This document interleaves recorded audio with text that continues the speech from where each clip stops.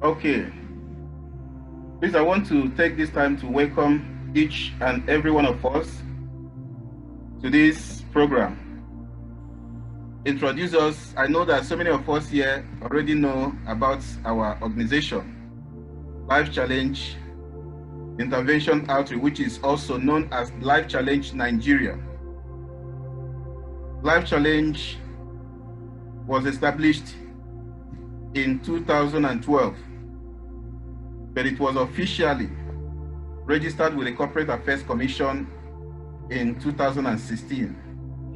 Nigeria is an organization that provides comprehensive service for substance use prevention. We are also involved in youth development and provide also supportive services for vulnerable families.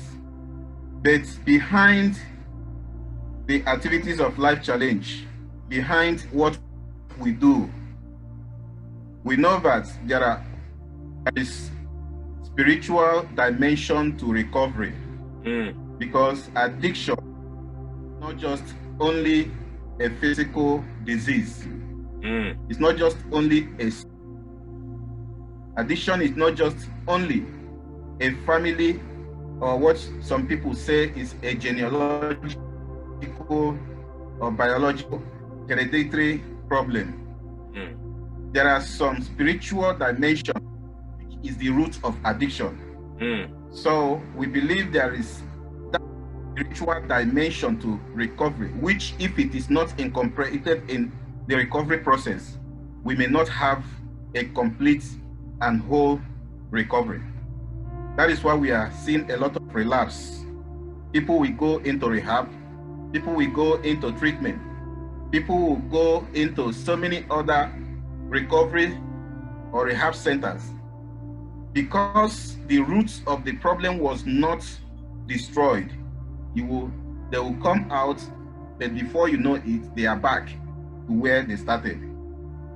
And because we rely on the power of the Holy Spirit in our ministry to people with addiction, it has given us a lot of success stories.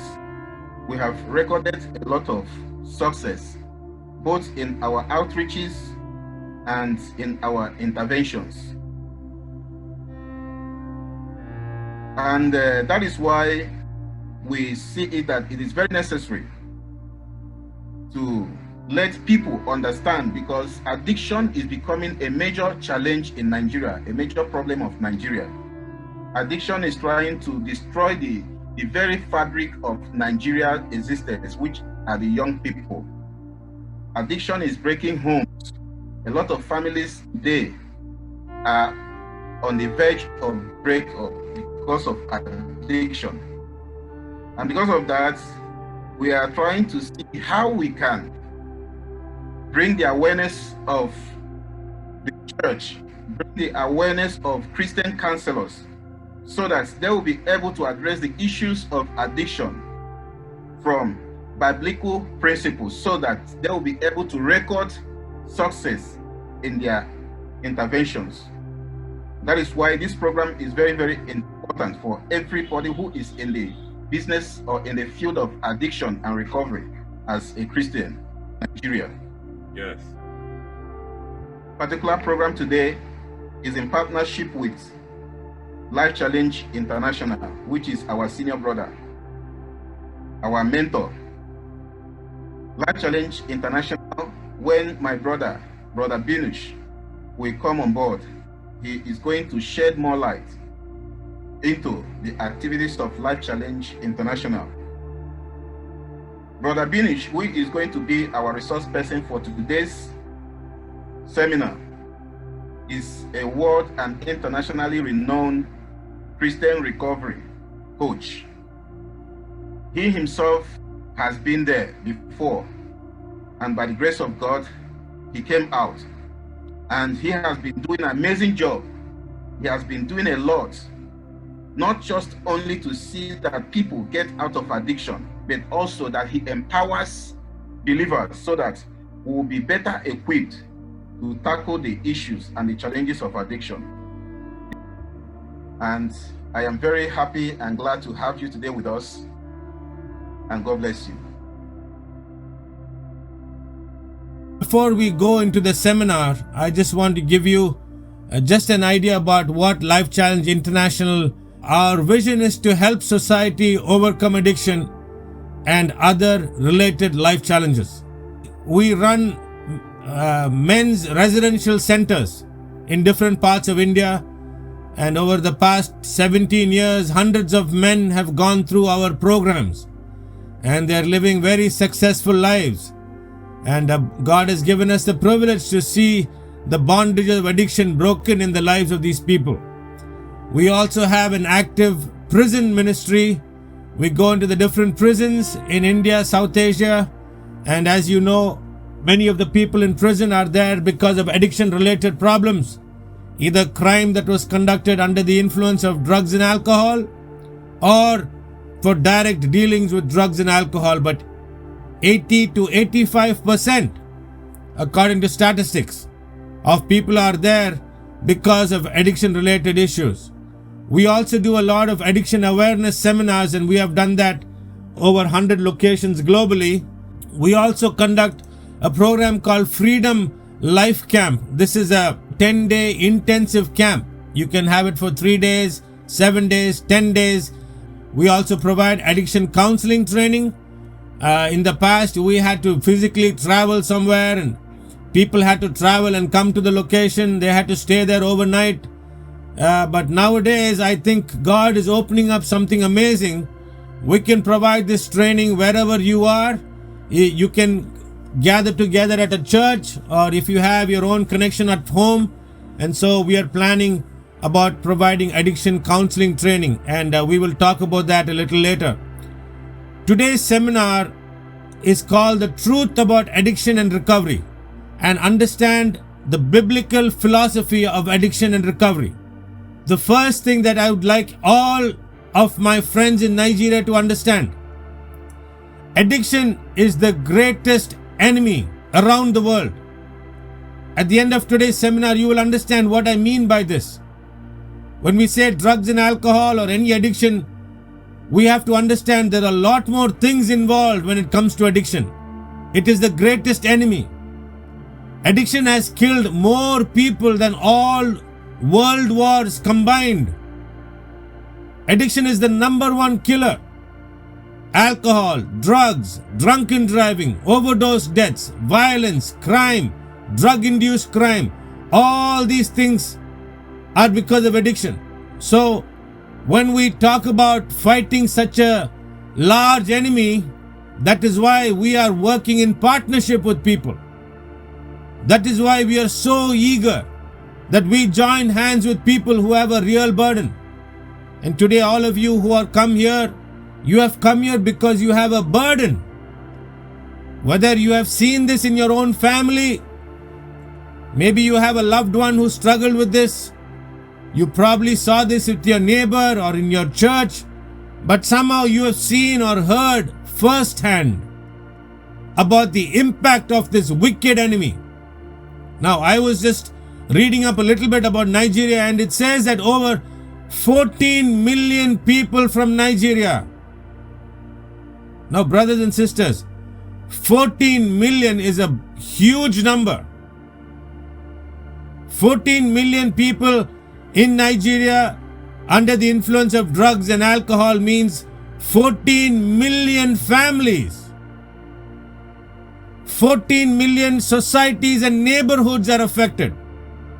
It's a massive scale of addiction in Nigeria. Massive. The West Africa opioid crisis, primarily Nigeria.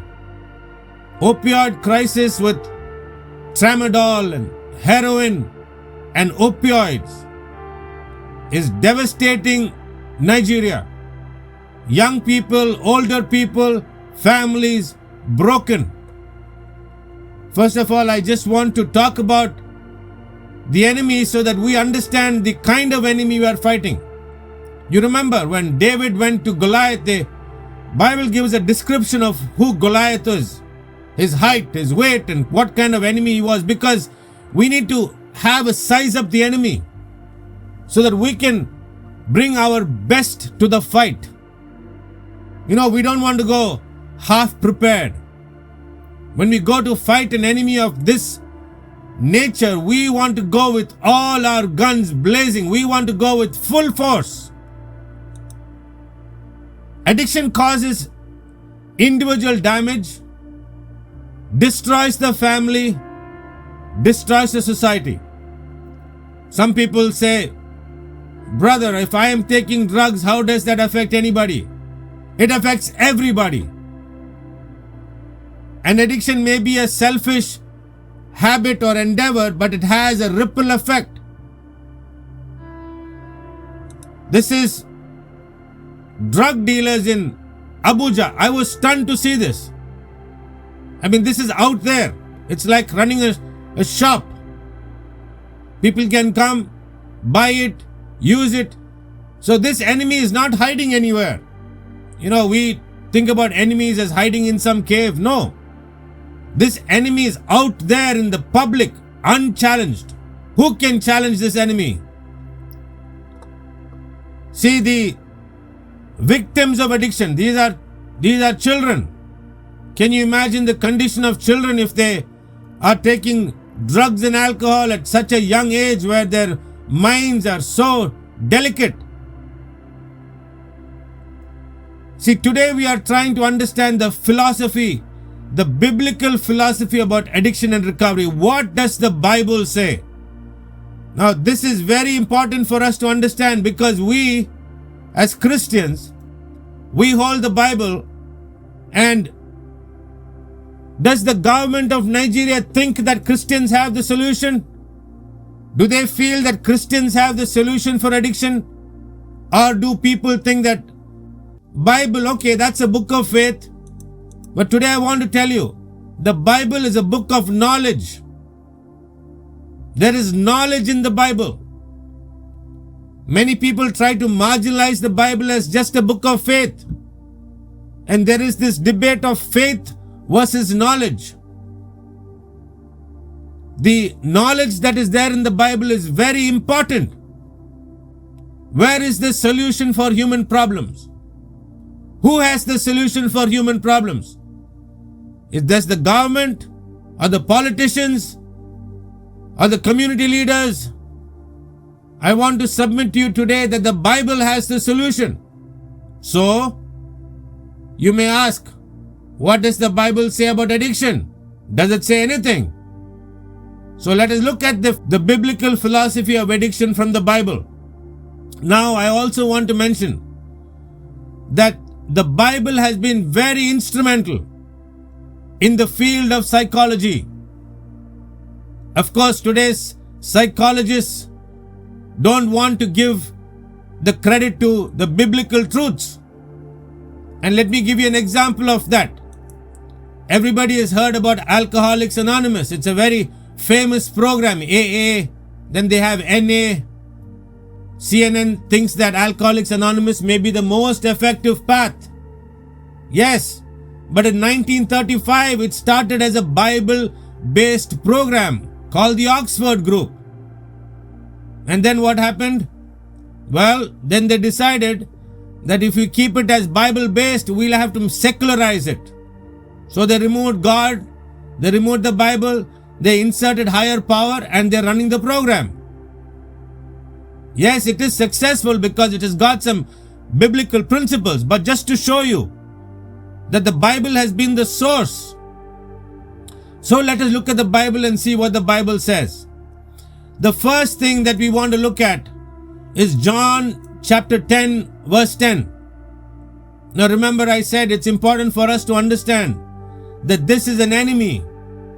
And John 10:10 says, the thief comes to kill, to steal, and to destroy. That is exactly what addiction does. Comes to kill, comes to steal, and comes to destroy. Now, none of us will allow a thief to come into our homes. None of us will allow a thief to come into our schools. But when it comes to addiction, addiction slips right in. and kills and steals and destroys. Now, how come addiction is able to come right in? How come we are not able to stop? Now, if I want to stop a thief from coming into my home, I can put locks on my door and do different physical things because this is a physical thief. Now, when it comes to addiction, will locks on the door work? Now, the biggest confusion about trying to fight addiction or addiction prevention or addiction recovery is because when it comes to addiction, there is no clear definition. What is addiction? You ask 10 people, they will give you 10 different answers. Globally, we have not arrived at a universal definition for what addiction is. Now, how can you treat something if you don't know what it is? If you go to the doctor and say you've got a pain and you can't explain where the pain is, how it started, what it's all about, how can the doctor treat you? So that's exactly why addiction is able to continue unchallenged, because the world has not defined it. If you don't have a definition for the problem, you cannot come up with a solution. So some people say addiction is a disease. It's called the disease concept of addiction. Now I understand the reason why they say that. Because they say addiction has the symptoms of a disease. So just like a disease can be progressive, a disease can be chronic. These are two words that people use. Progressive meaning it will get worse and worse over time. Chronic meaning if you don't treat it, it will kill you. Okay, so if you have diabetes or if you have a heart issue or any other liver problems, and if you have a disease and if you don't treat it, it will kill you. Well, in the same way, if you have alcoholism as a problem, then it will kill you. Okay? But it's a very strange kind of disease. It's a disease that is sold in bottles. It is a disease that people make money off of. It is a disease that the person who's struggling sometimes does not want help. Which other disease? If somebody has COVID, of course they want healing. If somebody has cancer, of course they want healing. But sometimes people who are struggling with the addiction disease, they don't want to be healed. So it's a very strange kind of disease. So people say, no, it's not a disease, it's a choice. This is the second theory. It's a choice. It's a habit-forming drug. So, the American Society of Addiction Medicine, ASAM, they came up with a definition. And by looking at the definition, you understand that they're really trying to cover all the ground. Because it's such a complicated disease, the definition itself confuses you. Addiction is a bio, psycho, socio, spiritual disease. So what they're saying is it covers 4 areas. Interestingly, they added the word spiritual a few years ago. Because you know how reluctant people are to talk about spiritual. People are very reluctant to talk about spiritual things because they want to be careful not to go into religious part, and they're trying to keep this secular. But you know, when it comes to addiction, you don't want to be politically correct when trying to treat a problem. You want to know the truth. So, thankfully, they added the word spiritual. So what they're saying is, this disease will affect your body, it affects your psyche, it affects society, and it has a spiritual effect. And so it's called a bio, psycho, socio, spiritual disease. It affects all these 4 areas. Now, unfortunately, the National Institute of Health, they said the concept of addiction is still a subject of much debate. So, even though one organization came up with a pretty detailed definition, the others say, well, we don't really know what it is. So today, all of us as biblical scholars or people who are looking to the Bible for solutions. Let us go to the Bible. What does the Bible say about addiction?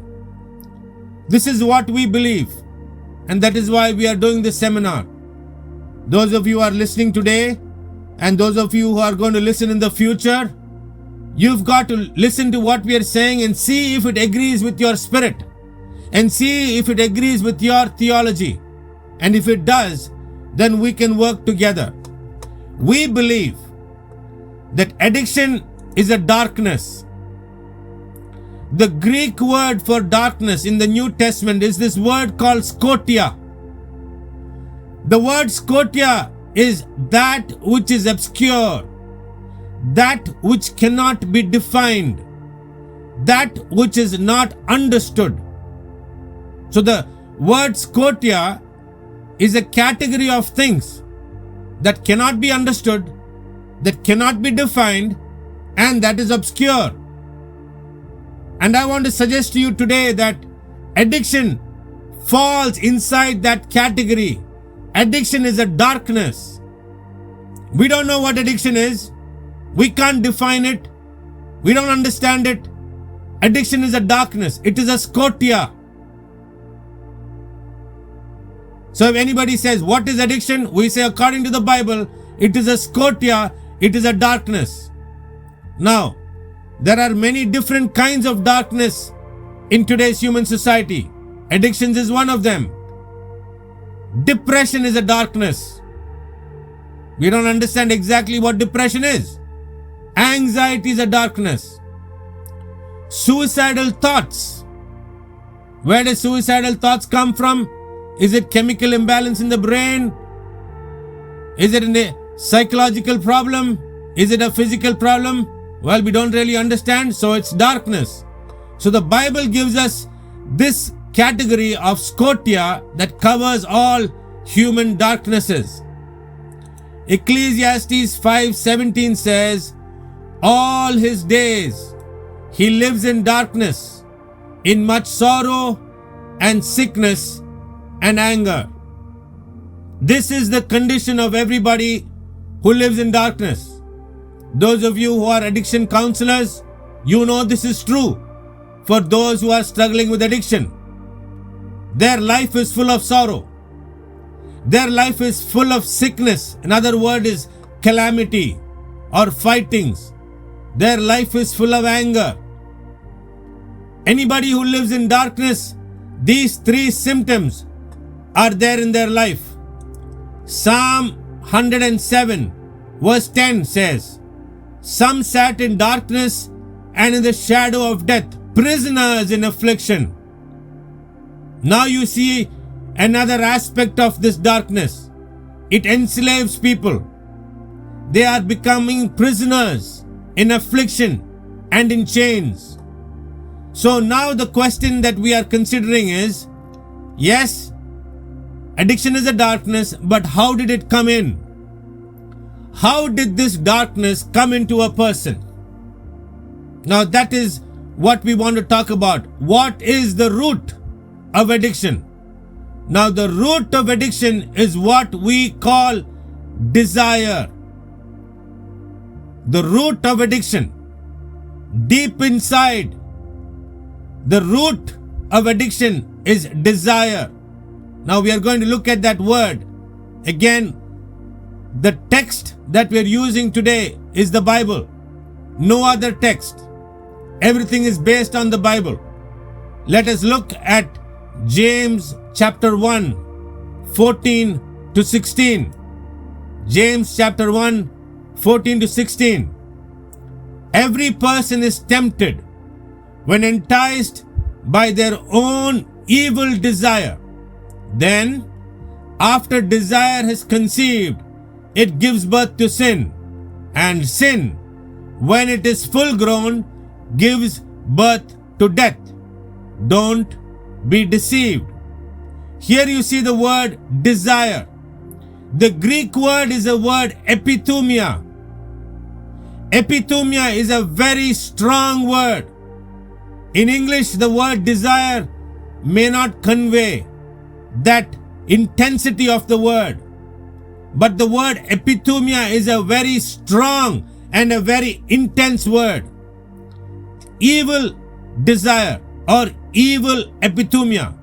Now James is saying that this desire comes in like a conception, meaning it does not come in full blown. Addiction does not enter a person full blown.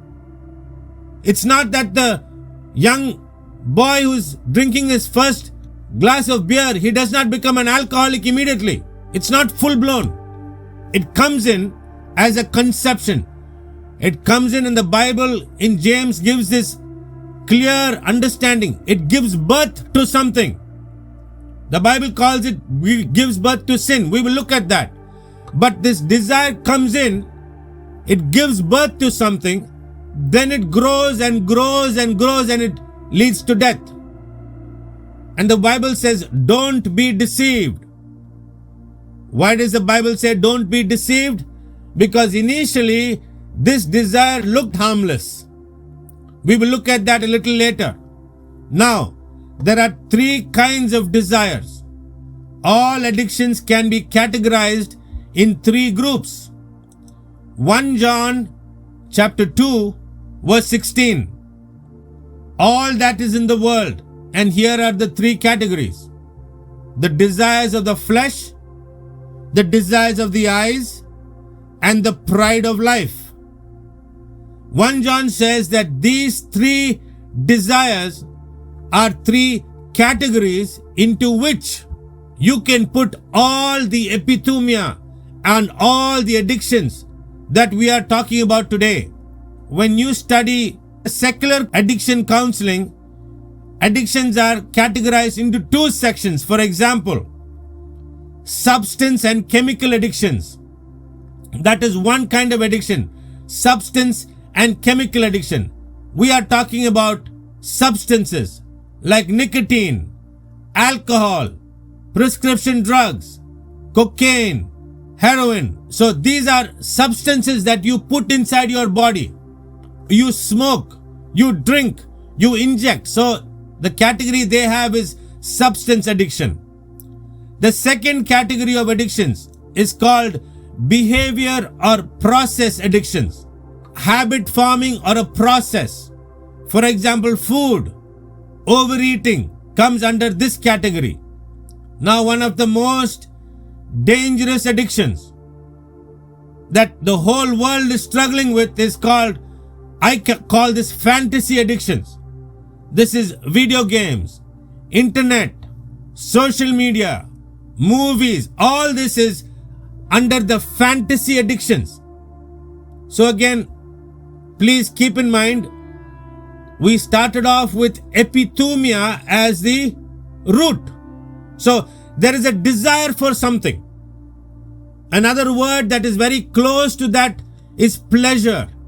Now we don't have time to go into the depths of the word pleasure, but desire for something better, desire for pleasure, desire for happiness. In any case, this desire for more. So when you look at video games, internet, social media, the people who are involved in that, in this fantasy, they want to let go of their real world and they want to be in this fantasy world. They want to be always connected to this world, virtual world out there. The next kind of addiction is money addictions, shopping, hoarding, gambling. The next group of addictions is adrenaline addictions. These are crime, exercise, risk-taking.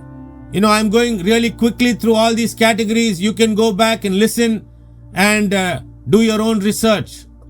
Love and sex addictions, relationships addictions, pornography, sexual addictions are destroying society. Almost every addiction of drugs and alcohol is very intertwined with sexual addiction problems. And at the root of all of this is this evil epithumia, desires of the flesh, desires of the eyes, and the pride of life. If you spend time studying these passages, then you would be able to understand each of these addictions in a more detailed way. But we have to move on. The reason why the Bible says don't be deceived is because when the people first get into any of those things, they don't see the harm. They don't see what kind of consequences. They don't understand the consequences. I want to give you the image of a baby lion. Cute little baby cub. Looks harmless. That's why James said don't be deceived. Because it comes in as a baby lion and you say, oh, there's nothing wrong in this. What's wrong in a glass of beer? It's a baby lion. It will grow. And the intense desire will begin to grow. And what happens is, as it grows, it leads to destruction. I want to show you another verse in the Bible. This is 1 Timothy 6:9. Here again, it's talking about the desires, epithumia. Don't worry about the first phrase. It says, but those who wish to be rich fall into temptation. I'm not focusing on the rich part. I'm focusing on the desires part. What the word is saying is, when you fall into temptation, what is a temptation? A temptation is a trap. The image I show you there, it's a trap. You see one thing, but actually something else is coming in. Many people look at drugs and say, oh, this is helping me relax, brother. Okay, you are doing it for one reason, but it's a trap. Something else is coming in. So 1 Timothy 6:9 says that the harmful desires, epithumia, will plunge people into ruin and destruction. What does that mean? It means that the end, the final consequence is ruin and destruction. How does that happen? If a young man or young person is taking a glass of beer or getting involved in something, how does that lead to destruction? Well, Bible is very clear. Remember, we are looking at the Bible as the absolute authority and the book of knowledge. How wonderful it would be if the governments of the world would look at the Bible as the book of knowledge. It explains everything clearly. How does a person who gets into epithumia, how come they get into this kind of destruction? Well, here it is. Ephesians chapter 2, verse 2 and 3. This passage, in just a short few verses, few lines, incredible truth. It says that just like this baby lion, the baby lion will follow the mama lion around. The little baby lion has come into a person, according to James. And then what happens is, there is a following of the world, a following of the prince of the power of the air, and a following the passions of our flesh. And what are you doing? You are carrying out the epithumia of your body and mind. So what happens now? So this person into whom this baby lion or epithumia has entered, now this person is beginning to follow somebody. First of all, is following the world. So I'm giving you just practical examples so that you can understand. So a teenager says, I'm drinking a glass of beer. Then the friends say, brother, would you like to come to a party? All right. So you go there. Now you're following the world. What's happening there? Different things are happening there. Now slowly you are exposed to something else. Then you're exposed to something else. It happens step by step. Following happens step by step. That's why James said, don't be deceived. It doesn't come in full blown. Now who are you following? Okay, you are following the world. Now you are also following the prince of the power of the air. Who is that? Now I want to stay away from any theological discussion. Today is not a theological discussion. According to which denomination or understanding you have, the prince of the power of the air are the forces of darkness. The evil forces. So the person is now following. What happens when you follow somebody? Today we are all familiar with followers. We have Twitter followers, we have Facebook followers, and we are very familiar with this word. It's used very freely. But what does following mean? Following means you are being taught. Whoever you follow, that person is influencing you. That person is teaching you. That person is guiding you. So, when this person who is following the prince of the power of the air, he is being taught and guided into evil. So what happens now is that this person who is following, his heart becomes darkened. Romans chapter 1 is a very powerful passage.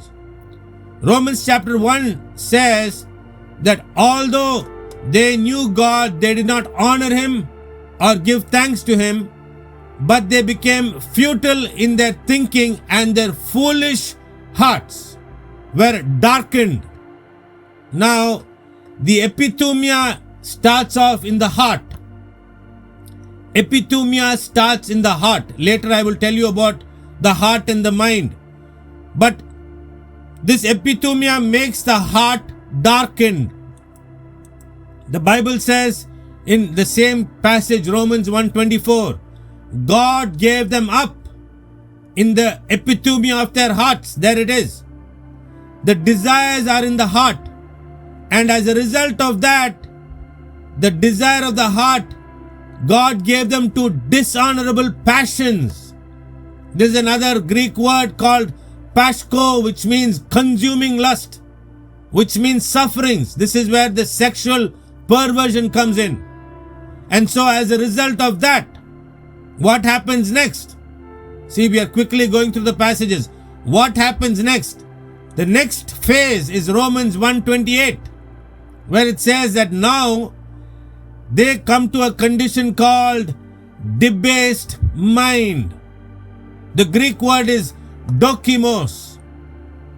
The word dokimos means worthless mind, counterfeit mind.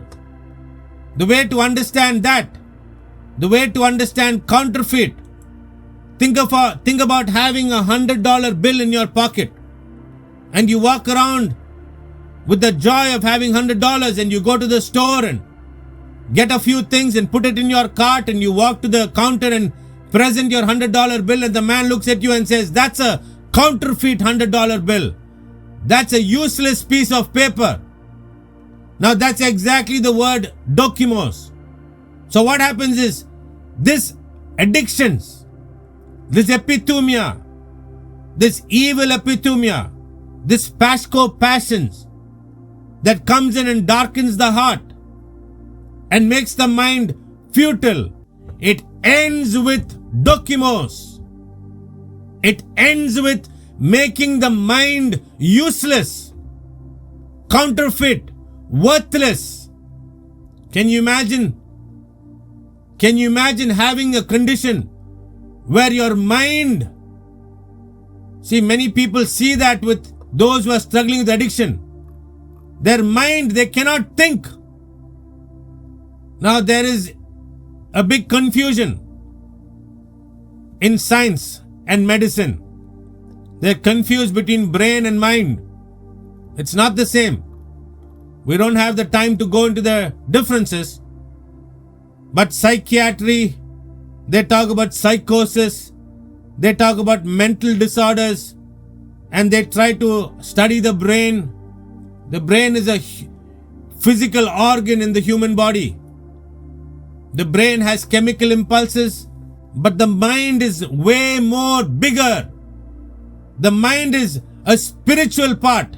So if you don't understand spiritual things, you can't understand the mind. So I read this article, why psychiatrists don't like to treat addicts so much. I understand the reason. Which doctor likes to treat a disease that you don't understand? Do you think doctors are very happy if the patient calls and says, doctor, I know you are a very good doctor, I have COVID, please heal me? So when it comes to addiction, psychiatrists are not too pleased, because it's a very complicated situation. The human brain, according to this quote, the human brain is by far the most complex physical object known to us in the entire cosmos. Now, psychiatry is a very important field. There are brain chemistry situations where psychiatry has been a great help. There are chemical imbalances. There are people who are born with chemical imbalances, and psychiatry is very important for that. But psychiatry is not the solution for addiction recovery. And I just want to say I have great respect for the field of psychiatry. And I have great respect for those who are trying to help with the challenges in the brain, because that's an extremely complicated organ in the body. But here is what I'm saying. When you have a person who is stuck in addiction, they have a dokimos mind. So they're not thinking clearly. And their behavior and their actions are very confusing. Now, as a psychiatrist, you look at those behaviors and you will try to categorize them. You will say, I think this is a symptom of schizophrenia. I think this is a symptom of bipolar. And then the psychiatrist will put them into a category and prescribe medicines to them. Now, my question is, this person was not born this way. This situation happened because of drugs. He was not born with a chemical imbalance. So what has happened in his mind is not because of being born with a need for the psychiatric medicines. What happened is his mind became dokimos because of addiction. So chemical solution is not the solution for addiction. We need to move on.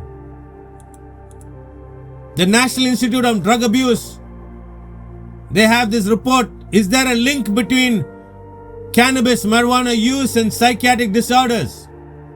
And so after some time, you begin to realize that this is beyond what psychiatry can do.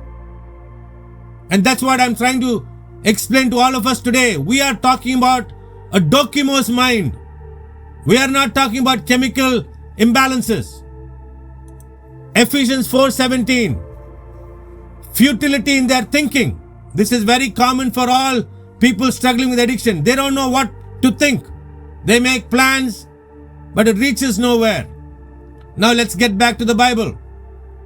So the condition of the person who's under dokimos, hardened in the heart, 2 Corinthians 4:4 says, the God of this world has blinded the minds of the unbelievers. So what happens is, the people who are under the condition of dokimos, they are blind to the light. So that is why many times you can call a person struggling with addiction and try to explain the gospel to them, and they do not see anything. They do not understand what you're talking about. They're blind in their mind. I've heard people say, my son was a really good kid and he got into drugs, and today, 20 years later, he is in prison. How did that happen?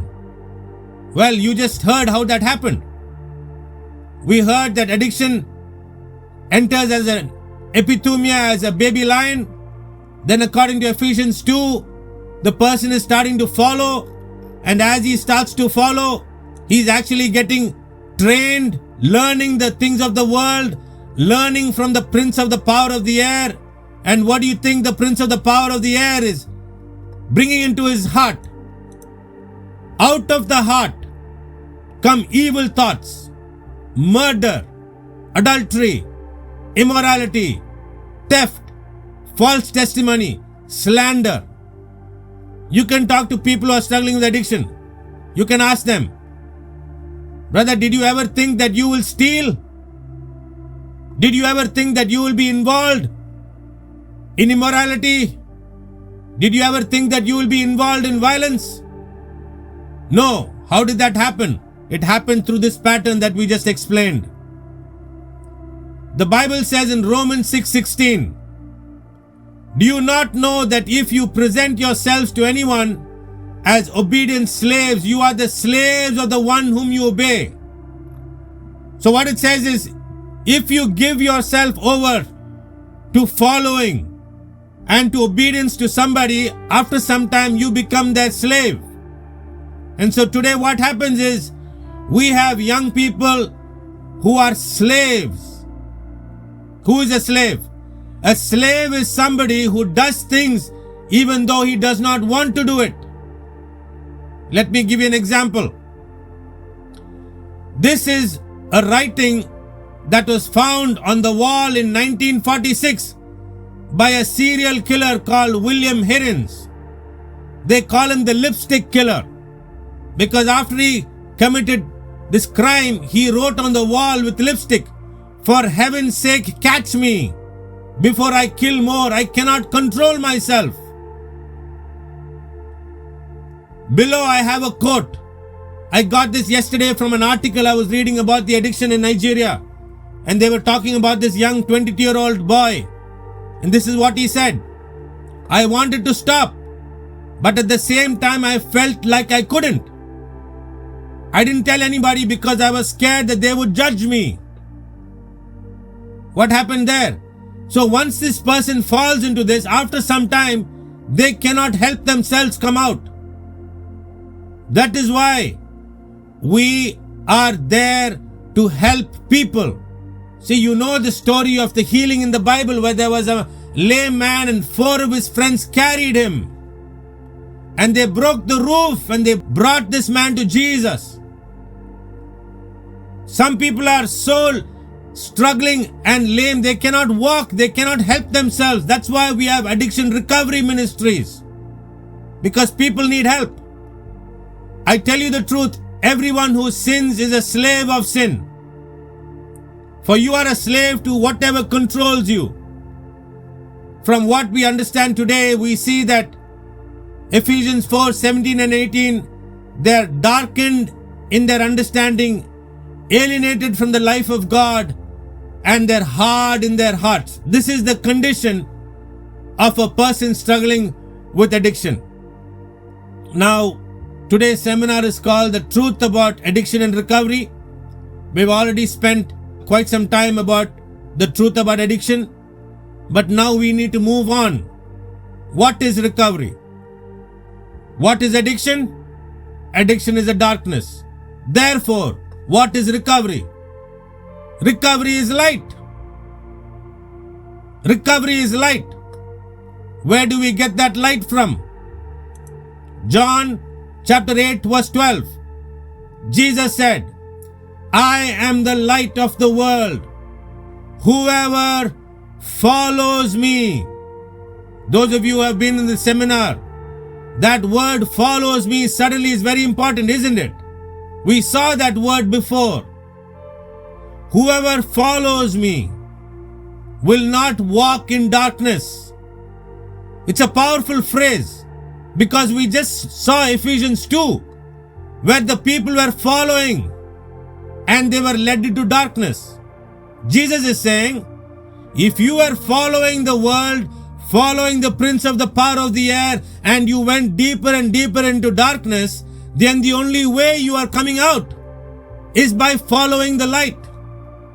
Now that is a little bit different than what many people understand John 8:12 to be. Many people think John 8:12 says, "I am the light of the world and whoever believes me will not walk in darkness." Believing is the first step.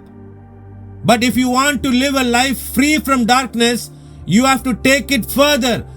After believing, you got to go into a following. Then you will not walk in darkness, but will have the light of life. The Bible says in John 1:4 and 5, darkness cannot overcome the light. So, what I'm trying to say is that even though we call addiction an enemy, this enemy is powerless in the face of light. When it comes to darkness and light, if the light is there, darkness is absolutely powerless. In a room of light, there is no switch to turn on darkness. The only way that darkness has to come is if you remove the light. Darkness cannot overcome the light.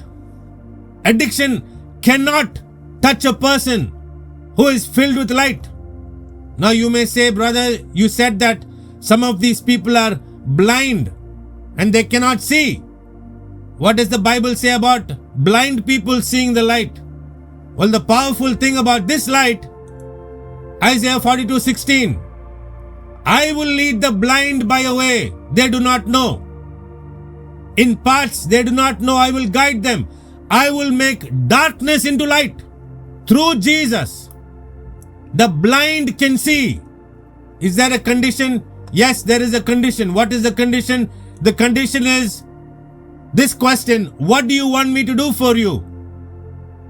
This is a question that Jesus asked Bartimaeus, the blind man.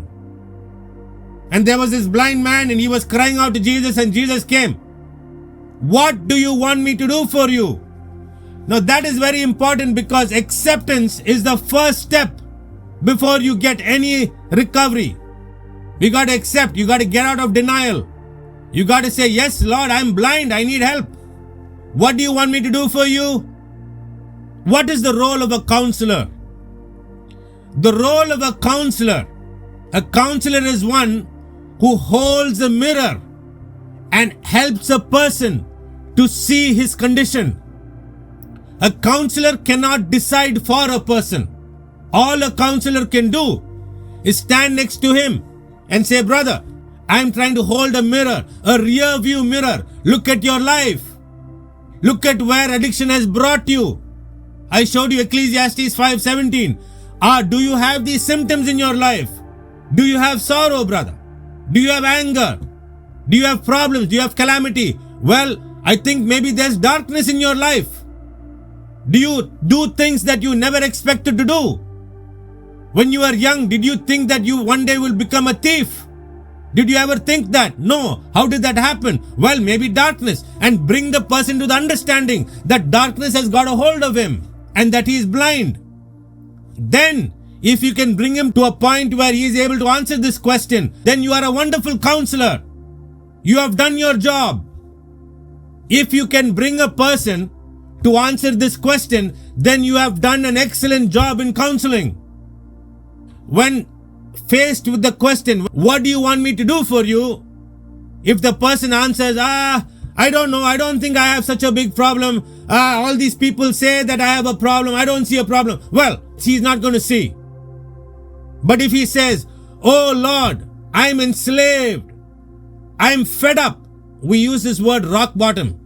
Everybody's familiar with rock bottom. What is rock bottom? Rock bottom is when you're so helpless. Like the prodigal son.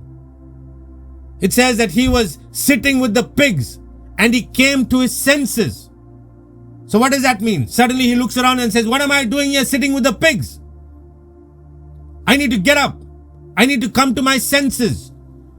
So even though a person is dokimos mind, we as counselors, because we have the power of the word of God, when we speak, light is able to go into that darkness. And we are able to bring the person to the understanding. What understanding? Just this first step. I am struggling with blindness. I have darkness. I want to see. I have a desire to see. I have a new desire. Remember the word desire. The old desire was a desire that led him into darkness. Now a new desire is coming in. What is that new desire? I want the light. Addiction recovery has two clear phases. Matthew chapter 7 verse 14. Narrow is the gate and precise is the way. So, there is a gate and then there is a way.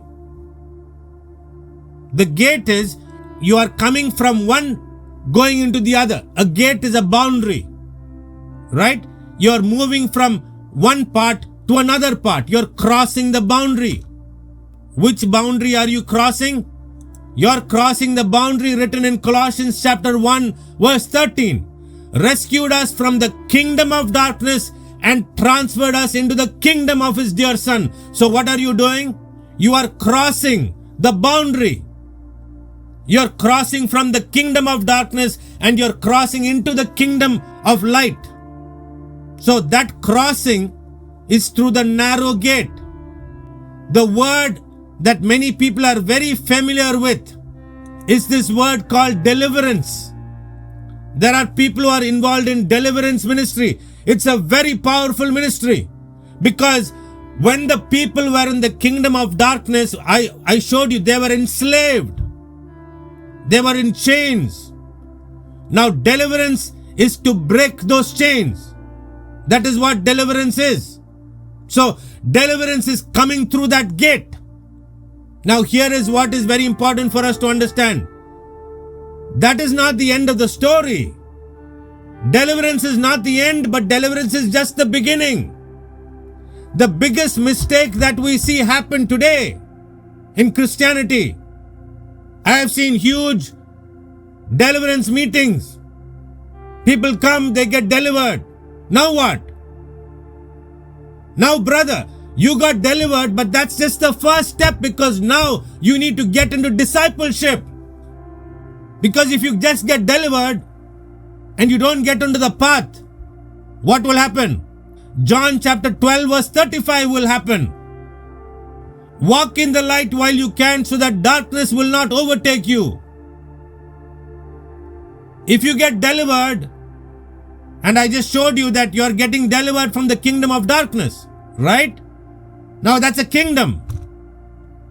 Kingdom is not an abstract thing. There are rulers and principalities and powers in wicked places. I'm not going to go into that. That's a separate study by itself. The spirit beings in that kingdom is going to come back to bring you back. And if you are not walking in the light, then guess what happens? You will relapse. Relapse is the word in the addiction community. We use that word. Everybody knows that word. How do people who walk in the light for some time, then how come they suddenly relapse? Well, they relapse because they stopped walking. They stopped following. That's the key word. Following. When a person starts off in addiction, epithumia starts in the heart. The heart is the executive center of the person. So the epithumia starts in the heart, and recovery starts in the heart. 2 Corinthians 4:6. Let light shine out of darkness, made the light shine in our hearts. Recovery starts in the heart. When we talk about transformation, what we are talking about is transformation that starts in the heart. Now I'm going to quickly show you a diagram. The human being has 5 realms. If you want to have transformation, you must have transformation in all 5 realms. You cannot have holistic transformation if you have transformation in one of them. The first realm is the heart. Transformation begins in the heart. The heart is the seat of the spirit. Then the next realm is the mind. Transformation has to happen in the mind. Then the next step is the strength. Then the next step is the society, neighbor. And then is the soul or the psyche. Where did I get that from? It is from Mark chapter 12, verse 30 and 31. This is the mark of a true disciple. If you ask the question, how do you know that somebody is a true disciple? So you will know that somebody is a true disciple when you find a person who loves the Lord with all his heart, with all your soul, with all your mind, all your thoughts, all your intentions, all your planning, all your thinking. That's all your mind. With all your strength, with all your energy. And then you shall love your neighbor. That means you have transformation in your relationships, with your family, with your society. So these 5 realms, the heart realm, the mind realm, the strength realm, social realm, and the psychological realm need transformation. It starts off with the heart. the Word of God and the Spirit of God enter the heart. Now, as a counselor, the person sitting in front of you, according to what we studied today, his heart is darkened. His heart is hard. His mind maybe has become dokimos. Not everybody's mind is totally dokimos. There are some people who may be in addiction just for a few years. They still have the capacity to think and understand. Extreme cases are those who are completely dokimos. You know the example of the man who was completely dokimos in the Bible. The man in the lake of the Gadarenes. Jesus went there and set him free through his word. Words have power. Conversation is a spiritual activity. When we have a conversation with a person, when you do counseling, it is through a conversation. So when you realize that your conversation is a vehicle, your conversation, the words that you use is a vehicle for the Spirit of God to enter into that hard heart. So how do you soften a hard heart? The key word is compassion. You cannot expect to have a fruitful addiction recovery ministry if you are doing the ministry out of irritation. You cannot even expect to have a fruitful ministry if you are doing it out of duty. You cannot be a good counselor if you do not have compassion. The primary qualification for a good counselor is a man full of compassion, a woman full of compassion. Compassion is the foundation for counseling. When you look at an addict, when you look at a person who is in chain, does your eyes fill up with tears? Then I tell you, brother, sister, you will be such a powerful counselor. But if you are trying to counsel a person and irritated with him because he's beating his wife, and angry with him because he's committed crime, and you're trying to counsel him, I don't think you will be very successful. Because counseling is a spiritual conversation where the Word of God and the Spirit of God is now going to go in. The person sitting opposite you, his ears are listening, and your word on the foundation of compassion is able to penetrate even the deepest hearts. You know, you don't have to be a very knowledgeable and in all the different kinds of drugs and different kinds of alcohol, and if you understand what I'm saying and if you have compassion, you could be a sister, you could be a mother, you could be a person in a church somewhere with a real compassion. And I tell you, people will flock to you because you have the words to bring them into transformation. So it starts off in the heart. Transformation begins in the heart. But please don't stop there. We are focusing on the transformation in the heart, but we don't realize that the next is the mind. Why do people in churches struggle with pornography, for example? How do people fall back into pornography? Because when you're filled with the Spirit of God and your mind is not able to maybe influence you, but Monday morning when you get up, what's in your mind? Memories. A memory will come back. You may be driving down the road and you look to the side and you see a image of a scantily clad woman, or you see some poster somewhere. What happens in your mind? There's a trigger reaction. You look at an image, something clicks in your mind, memory comes back, remembrance of the pleasure comes back, and the desire kicks in. Now what happens? The Bible talks very clearly about that. The desires of the flesh having a war against the desires of the Spirit. Now this war is fought from the mind realm.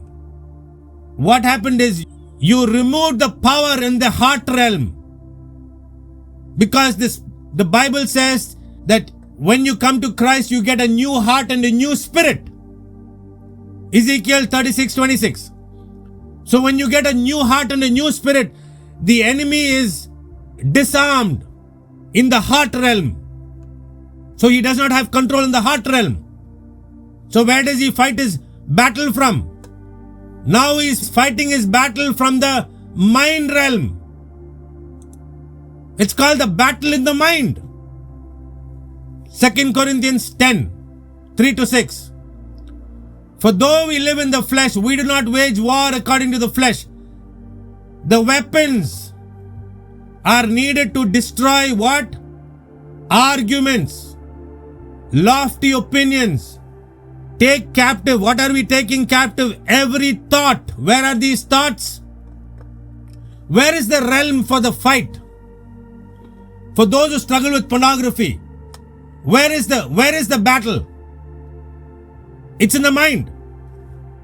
You know, brothers and sisters, I am teaching this seminar after years of struggle.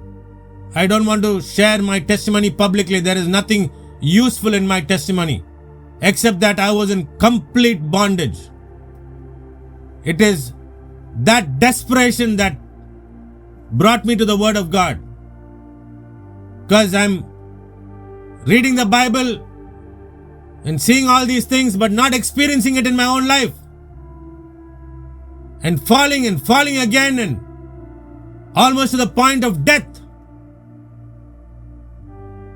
And so it drove me to say, okay, now if there is an answer in the Bible, I need to find it. If not, what's the point? What's the point of being filled with the Spirit of God on Sunday and then messed up during the week? And that's how many people feel when it comes to pornography. You feel hopeless. Now the reason why that is because we are not paying attention to the mind.